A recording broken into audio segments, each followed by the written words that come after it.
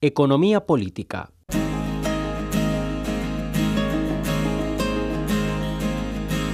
La oferta y la demanda.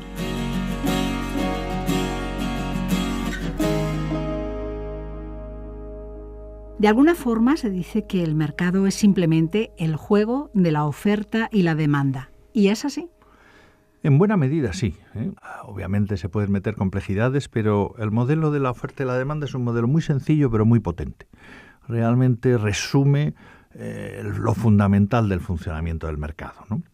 Obviamente, el análisis básico que vamos a hacer se refiere a un mercado competitivo en el que hay muchos oferentes, muchos demandantes, cada uno tan pequeño que no puede influir en el precio, por eso se les llama precio aceptantes, ninguno en principio tiene poder suficiente para afectarlo, ya habrá tiempo de complicarlo y de ver que a veces no pasa así, pero incluso en esos casos el análisis de oferta y demanda está detrás y permite el análisis también, solo que habrá que matizar, ¿no?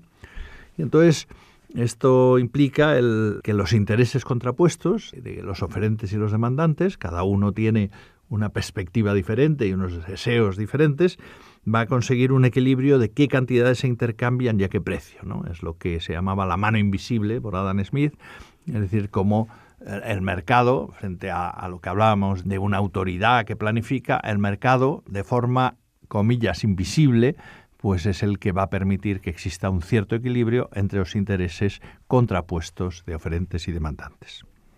Pues entonces comencemos por los demandantes. Bueno, todos sabemos que si el precio es muy alto se demanda menos cantidad de cualquier bien o servicio y si el precio baja pues se demanda más cantidad, ¿no? Para eso uno no necesita estudiar economía porque con su propia economía se lo sabe muy bien, ¿no? Entonces, esto varía tanto en las decisiones que cada uno toma, que normalmente, pues si sube mucho el precio, uno reduce el consumo, pero también en el aspecto global, porque por el poder adquisitivo hay personas que determinados bienes de precio alto pues no tienen acceso, con lo cual la suma total de demanda es más baja o más pequeña, ¿no? En puridad, la demanda es una especie de plan de demanda, ¿no? Es decir, para cada precio ceteris paribus, si no cambia todo lo demás, ¿cuánto compraríamos entre todos los ciudadanos de un bien o servicio? Esa es la demanda individual, por supuesto, o la demanda colectiva. La definición sería la misma, solo que la colectiva sería la suma de todas las individuales. Y ese plan de demanda nos da, en función de cuál sea el precio, qué cantidad se demanda, ¿no? Y entonces, yo creo que es fundamental, insistiré un poco sobre ello, distinguir entre cuándo cambia la demanda, ese plan de demanda, y cuándo solo varía la cantidad demandada. Es decir, la curva de demanda lo que nos está diciendo es si lo demás no varía, cómo reaccionamos ante variaciones del precio. Pero el problema está en que lo demás a veces varía e influye mucho. Entonces eso es lo que hace cambiar la demanda de un bien. Si solo varía el precio, la demanda en principio sigue siendo la misma, solo que variará la cantidad demandada. ¿Qué es lo demás? Pues lo demás son varios factores, ¿no? Y yo creo que casi podríamos decir aquí que si a cualquier ciudadano o ciudadana le decimos ponte a pensar qué afecta a que tú compres más o menos de un bien, pues en un ratito adivinaba todos ellos, ¿no? El primero, el precio de los bienes relacionados. Hay unos determinados bienes que son sustitutivos entre sí, ¿no? Yo puedo comprar una marca u otra para hacer algo, o carne o pescado para comer. Si sube mucho el precio del pescado, pues a lo mejor yo antes comía unos días carne y otros pescado y entonces comeré más días carne y menos pescado porque ha subido el precio del pescado, ¿no? Luego el precio de los demás bienes que están relacionados, en este caso de los sustitutivos, está afectando, ¿no? Y en este caso, pues inverso, ¿no? Si sube el precio del pescado, pues yo compro más carne, ¿no? Inverso me refiero a respecto a lo que es la ley de la demanda en general, ¿no? Pero también hay bienes complementarios, ¿no? O sea, imaginemos, qué sé yo, pues las fresas con nata, ¿no? Pues supongamos que la nata se vende básicamente para tomarlas con las fresas, pues si sube mucho las fresas, pues a lo mejor baja el consumo de nata, ¿no? ¿Por qué? Porque es un bien complementario de las fresas. Y así con tantas cosas, si baja la demanda de viviendas, pues toda la industria que tiene relación con las viviendas se ve afectada, etcétera, etcétera, ¿no? Entonces esto implica que los precios de los bienes que se relacionan con el que estamos estudiando son muy importantes para cómo evoluciona nuestra propia demanda, ¿no? Otro aspecto fundamental, la renta. Si yo tengo más renta, puedo tener acceso a más bienes y demandar más que si tengo menos, y eso pasa con el conjunto de la sociedad. Normalmente a más renta se demanda más de todos los bienes. En algunos casos, pues si son bienes de lujo, pues solo cuando se alcanza un nivel de renta determinado realmente se empiezan a demandar esos bienes. Y en algunos casos muy extraños, pues en vez de lo normal, a los bienes normales, que es que suba la renta y se consuma más, puede pasar al revés, ¿no? Que suba la renta y se consuma menos. Son los que llamamos bienes inferiores, que van ligados a un cierto nivel de precariedad, de escasos recursos, que uno compra pues bienes muy baratos, de muy baja calidad, etcétera, y que cuando uno tiene más poder adquisitivo, una sociedad evoluciona, esos bienes de peor calidad dejan de consumirse. Entonces sería una excepción, sería una situación en la que sube la renta y baja la demanda de ese tipo de bienes, ¿no? Por supuesto, influyen muchísimo los gustos, las preferencias, las modas, ¿no? Las campañas de publicidad, en algunos casos las temporadas, ¿no? De invierno, de verano, el que haga más calor o más frío, muchos productos lo notan muchísimo, que han venido más tarde las lluvias o han venido más tarde el calor, y los fabricantes de helados pues están que braman porque no viene el calor y venden menos helados, ¿no? Y las modas no digamos, se pone de moda algo y de repente sube la demanda muchísimo de un bien, no digamos toda la influencia de la publicidad, etcétera, etcétera, ¿no? Hay un cuarto factor que son las expectativas. Esto en economía es importantísimo, que es qué se espera que pase en el futuro. Y esto, claro, muchas veces es predecible y muchas veces son olas, ¿no? Esto, por ejemplo, en la bolsa es clarísimo, ¿no? La bolsa, que es un ejemplo de mercado y de oferta y demanda, ¿no? De compra y venta de acciones, de títulos y demás, en el fondo son apuestas de si va a subir o bajar un título. Y si las expectativas son de que el título va a subir, significa que tú desearás comprar porque luego se va a revalorizar y vas a obtener una plusvalía con ese título, ¿no? Entonces pasa a menudo que se anuncia que mañana sube la gasolina, aquellos tiempos en que estaba regulado, o se va a subir el IVA, y entonces se adelantan consumos para ahorrarse el impuesto o la subida o similar, ¿no? Si uno piensa que va a subir algo, pues tiende a adelantar consumos, y si uno piensa que va a bajar, al revés, espera que ya bajarán, etcétera, ¿no? Entonces, esto, por ejemplo, en épocas de crisis es psicológicamente un factor importante, ¿no? Si yo temo que voy a estar en una situación mala y demás, y puedo estar en el paro, etcétera, bajo mi consumo por el temor a que pueda no tener capacidad adquisitiva, y al revés, en época de euforia, pues a lo mejor gasto de más, me endeudo, etcétera, etcétera, ¿no? Y entonces se acumulan muchas veces efectos por causa de esas expectativas, ¿no? Y por último, en plan global, pues el número de demandantes, ¿no? Antes mencionaba la diferencia entre la demanda individual y la demanda total. La demanda total es la suma de las demandas individuales. Obviamente, si hay más individuos, pues la demanda total aumenta también, ¿no?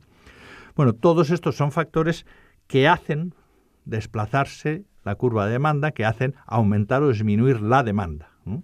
Por supuesto, se ve afectada la cantidad demandada. Pero repito que es fundamental diferenciar entre cuándo varía la demanda y cuándo solo varía la cantidad demandada, porque solo ha variado el precio y lo demás no ha variado, ¿no? Entonces, el tener claro cada uno de estos factores, cómo influye en las variaciones de demanda, es esencial para tener un poco esa idea global de cómo funciona la demanda en una economía. Y en este juego de oferta y demanda, ¿cómo actúan los oferentes? Para los oferentes el esquema es muy parecido. La diferencia es que ahora ocurre al revés. Si antes decíamos el demandante quiere comprar lo más posible pero al precio más barato posible, y si sube el precio pues demanda menos, pues ahora es al revés. El oferente quiere, yo creo que ahí coinciden, también querría vender lo más posible pero al precio más alto posible, ¿no? Porque eso le dará el mayor margen de beneficio, como estudiaremos en su momento, ¿no? ¿Por qué? Porque a mayor precio, primero se compensan más fácilmente los costes, ¿no? ¿Cuánto me cuesta a mí producir un bien que voy a ofrecer?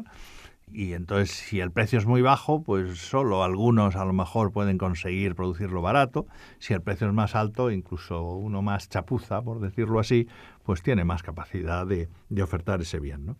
Y por otro lado, un tema de incentivos. Si los precios están muy altos y da mucho margen de beneficio, pues eso llama a que más gente diga, pues yo voy a ofrecer lo mismo, voy a abrir una tienda de eso que está de moda, que da dinero, voy a producir ese bien o voy a cultivar tal cosa que da beneficios, ¿no? Entonces, cuanto más alto es el precio, más posibilidad hay de que crezca la oferta. Cuanto más bajo, hay más gente que se retira y dice, yo o no quiero o no puedo producir a ese precio, ¿no? Y por lo tanto, al ser similar el análisis, solo que en sentido inverso, pues podemos aplicar lo mismo que hemos dicho antes. La diferencia entre movimientos a lo largo de la curva, que es cuando solo varía el precio, o movimientos de la propia oferta general, que se desplaza la curva porque varía el ceteris, el resto de las cosas, ¿no? ¿Y cuáles son aquí el resto de las cosas? Pues en primer lugar, lo hablábamos antes, los costes, el precio de los inputs, ¿no? Los inputs son los bienes o servicios que se usan para producir otro bien y que marcan cuál es el coste de mi producción. Y casi también intuitivamente diríamos, pues yo lo vendo mientras me cubra los costes, ¿no? Ya entraremos en matices en su momento, pero por lo tanto, si suben mis costes, la curva de oferta se desplazará hacia arriba. Yo cobraré más para recuperar esos costes, ¿no? También aquí funcionan los precios de bienes relacionados, porque también hay bienes complementarios y sustitutivos, ¿no? Y entonces, complementarios, pues qué sé yo, si yo produzco yemas en una pastelería, pues es posible que si aumenta la demanda de yemas, yo produzca más cosas con las claras que me sobran y haga o merengues o haga cualquier tipo de soufflé o similar para usar esos bienes que son complementarios. Entonces, la oferta varía un poco en relación con esos dos factores que son complementarios entre sí, ¿no? Industrialmente, pues también son muchos los ejemplos, ¿no? O sustitutivos, ¿no? En mi propia pastelería, pues qué sé yo, si llegan la fiesta de Reyes, pues me pongo como loco a hacer roscones y dejo un poco de lado otra bollería porque espero tener más demanda, etcétera, ¿no? O sea que también se influyen las características de los bienes relacionados, ¿no? Por supuesto, aquí de forma muy relevante, la tecnología. Y dentro de tecnología no es solo la innovación tecnológica, que es fundamental para los aumentos de productividad, para cómo producir los bienes cada vez de forma más barata normalmente y mejor, pero extendida en sentido muy amplio, ¿no? Es tecnología que son tanto máquinas y robots como informática, como la propia organización, los incentivos, los sistemas de trabajo en equipo, etcétera, etcétera. Todo eso es lo que denominamos tecnología y que es fundamental para marcar cómo funciona y a qué coste se puede producir, ¿no? También aquí, incluso muchas veces más que entre los demandantes, las expectativas. Es decir, que un buen empresario será aquel el que se anticipa, el que ve por dónde va el mercado, el que dice por aquí puede haber una vía de negocio, etcétera, y entonces va a marcar qué tipo de producción hace, etcétera, ¿no? Y aquí exactamente igual que en el caso de los demandantes, el número. La oferta total será la suma de las ofertas individuales y por lo tanto pues la oferta de mercado será la suma de todos ellos. Cuanto más número de oferentes, pues más oferta existirá. Y este es un factor importante para entender los ajustes de mercados, ¿no? Muchas veces eso, en situaciones de crisis, pues bajan los precios y muchos oferentes desaparecen del mercado y eso va equilibrando. Y al revés, aunque también pues estudiaremos que existen mercados en los que hay pocos oferentes y que por lo tanto la oferta puede ser igualmente alta, aunque sumemos pocos oferentes. Profesor Gimeno, ¿y el acuerdo entre demandantes y oferentes se supone que lleva al equilibrio? Se supone. Efectivamente, en esos intereses contrapuestos, como hemos visto respecto a precios, o sea, todos quieren en principio demandar más y producir más y vender más, pero unos quieren que el precio sea lo más bajo posible y otros lo más alto, ¿no? El típico regateo del mercado, en el fondo, es el ejemplo del juego de oferta y demanda, ¿no? Yo intento bajar el precio demandante todo lo que puedo y yo, oferente, intento subirlo todo lo que puedo, ¿no? Hasta que al final se produce un acuerdo. Solo hay un precio, que es el que llamamos de equilibrio, en el que coinciden los intereses. Y cuando se produce ese acuerdo es cuando se produce la compraventa, ¿no? Y solo hay un precio en el mercado de equilibrio que, decimos, vacía el mercado. Es decir, se vende todo y no sobra nada ni falta nada, ¿no?, respecto a lo que se ha sacado al mercado. ¿Qué pasa si sobran o faltan? Si sobran, pues tenemos un excedente de oferta. Tenemos que los oferentes han sacado más productos. Como no los venden, ¿qué hacen? pues bajan precios, ¿no? Esto lo sabemos, tenemos ejemplos todos los días en que hay unos excedentes, pues desde uno al mercado y dice, llévate esto que es el último día y te lo dejo a no sé cuánto, hasta las ofertas de última hora, hasta pues que hay un producto que se saca, se ve que no se vende y se va bajando el precio, ¿no? Una vivienda que uno intenta vender y si no se la compran, pues baja el precio. Tenemos los ejemplos muy claros, ¿no? Y al revés, ¿qué pasa si faltan? Aquí tenemos lo contrario, tenemos un exceso de demanda y ¿qué es lo que ocurre? Que en ese exceso de demanda hay gente que está dispuesta a pagar por algo que no tiene, ¿no? La reventa es un ejemplo típico, ¿no? Ahí hay un precio fijo, se vende todo el aforo y si alguien quiere está dispuesto a pagar más, y a veces muchísimo más, porque puede asistir. Entonces, cuando existe posibilidad, pues eso significa que el precio tiende a subir y se vacía el mercado cuando se consigue ese precio de equilibrio. Y por último, ¿ese equilibrio se mantiene estable? Pues como siempre, ceteris paribus. Es decir, si nada cambiara, se mantendría estable. Es decir, si hemos llegado a un acuerdo en el que yo te pago esto, tú me pagas esto y ya está, pues se mantendría estable, ¿no? Y de hecho, pues hay muchas situaciones en las que es verdad, se llega a un acuerdo entre oferentes y demandantes y ese precio se mantiene durante mucho tiempo. Pero claro, siempre cambia algo, que siempre cambia alguno de los factores en la oferta, en la demanda, en el contexto, en el conjunto de la economía, ¿no? Y eso hace que permanentemente la economía esté adaptándose. Lo que sí sabemos, gracias al análisis de oferta y demanda, es hacia dónde se va a producir el movimiento en precios y cantidades, ¿no? Por ejemplo, suben los costes de cualquier producción, ¿no? Suben los costes del transporte, de la energía, de los salariales, lo que sea, ¿no? Entonces, para el oferente, ahora los inputs son más caros, entonces la oferta se desplaza hacia arriba y hacia la izquierda. Es decir, ahora cobraría más por vender lo mismo o vendería menos, probablemente porque no le alcanza con la oferta inicial, ¿no? Entonces, el incremento de precio, ¿qué es lo que supone? Por el lado de la demanda, ceteris paribus, no ha cambiado nada, se supone, disminuye la cantidad demandada. Es decir, la gente dice, pues ya sabes que con estas circunstancias, a un precio más alto, compro menos. Entonces, eso que lleva a un nuevo equilibrio en lo que evidentemente se va a vender menos y el precio va a ser más alto que el que había antes.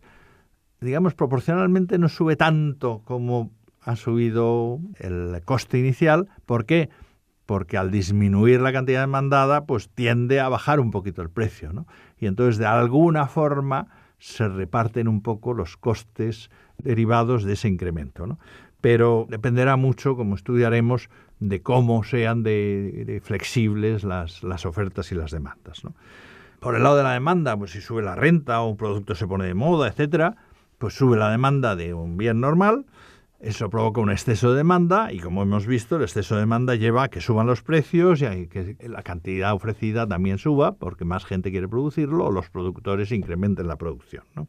El nuevo equilibrio, sin duda, implicará un precio más alto y una cantidad mayor intercambiada, ¿no?